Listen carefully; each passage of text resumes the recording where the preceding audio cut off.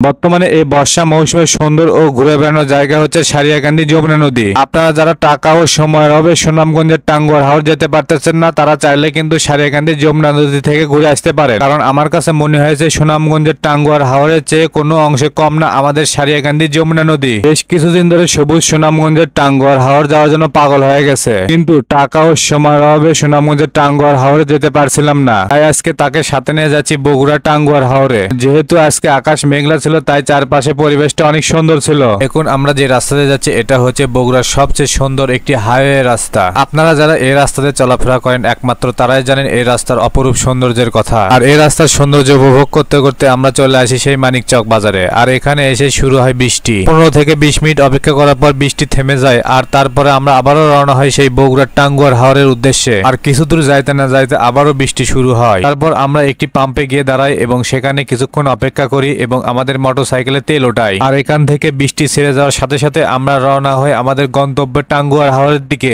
আর একদম সোজা চলে আসি আমরা গাবতলী রেল লাইনের ওভারপাসে। তারপর গাবতলী এসে আমাদেরকে একটি জ্যামে পড়তে হয়, তবে এই জ্যাম কাটতে আমাদের কিন্তু খুব একটা বেশি সময় লাগে নাই। আর এটাই হচ্ছে গাবতলী উপজেলা মডেল থানা। তারপর কিছু দূর যাইতে না যাইতে আবারও ঝুম বৃষ্টি শুরু হয়, আর এখানে প্রায় আমাদেরকে আবারও 15 থেকে 20 মিনিট অপেক্ষা করা লাগছিল। বৃষ্টির পরে আজকের আবহাওয়াটা একদম দেখার মতো ছিল। বগুড়া থেকে সারিয়াকান্দি যাওয়ার পথে কয়টা ব্রিজ আছে আপনারা যদি কেউ জেনে থাকেন অবশ্যই কমেন্টে জানাবেন। বগুড়া থেকে সারিয়াকান্দি রোডের সৌন্দর্য আপনাদেরকে নতুন করে আর কি বলি, আপনারা কিন্তু কম বেশি সবাই জানেন বগুড়া থেকে সারিয়াকান্দি রোডের সৌন্দর্যের কথা। আর দেখতে দেখতে আমরা সোজা চলে আসি সারিয়াকান্দি বাঙালি ব্রিজের উপরে। আর এটাই হচ্ছে বগুড়া থেকে সারিয়াকান্দি যাওয়ার পথে সবচেয়ে বড় ব্রিজ। এখন যে জায়গাটা দেখতেছেন এটা হচ্ছে সারিয়াকান্দি সিএনজি স্ট্যান্ড। আপনারা যারা বগুড়া থেকে সিএনজি করে সারিয়াকান্দিতে আসবেন তাদেরকে এখানেই নেমে দেবে। আর এখান থেকে আমরা এখন যাবো সারিয়াকান্দি কালীতলা ঘাটে। আপনারা যারা বগুড়া থেকে সিএনজি করে সারিয়াকান্দিতে আসবেন তাদেরকে কিন্তু এখান থেকে অটো বা ভ্যানে করে এখান থেকে যেতে হবে কালীতলা ঘাটে। তারপর আমরা একটি গ্যারেজে আমাদের মোটরসাইকেলটি নিরাপদ স্থানে রেখে আমরা সোজা রওনা হই কালীতলা ঘাটের দিকে। আর এখানে এসে আমরা ফার্স্ট টাইম একটি নৌকায় চড়ে যাওয়ার পরিকল্পনা করি, কিন্তু এখানে এসে তা আর কোনো কারণে হলো না। আর এখানে এসে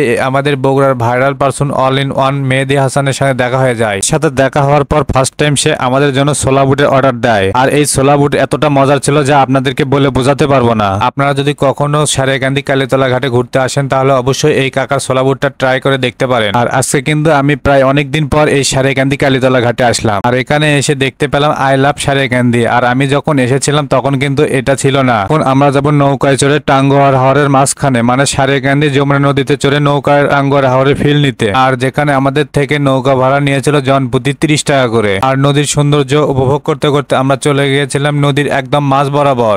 তারপর আমাদেরকে আবারও নৌকায় করে ব্যাক করে নিয়ে আসে সেই কালীতলা ঘাটের দিকে। তো এই ছিল আজকের ভিডিও। আর ভিডিওটি শেষ পর্যন্ত দেখার জন্য সবাইকে অনেক অনেক ধন্যবাদ। দেখা হচ্ছে নেক্সট কোন নতুন ভিডিওটি। আর ভিডিওটি ভালো লাগলে লাইক কমেন্ট শেয়ার দেবেন। আল্লাহ হাফেজ।